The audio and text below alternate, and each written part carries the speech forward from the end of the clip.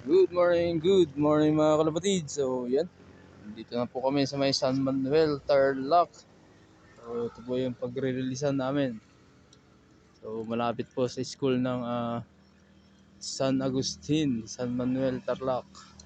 So yan mga kalapatid, naka-ready na po yung mga ibon natin. So Team Mapandan, then Team San Jacinto. So ang dami ng ibon ng San Jacinto. So yan, pinapa layo pa namin yung ibon ni Papa Al.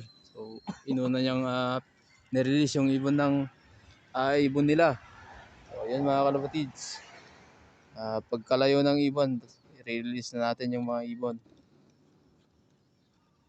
5 minutes later. Yun mga kalapatids, wala na po dito sa area yung mga ibon ni Papa Al. So time check po tayo, 5:55. Release na natin to mga kalapatids. Baka i-release pa ng iba. Let's go.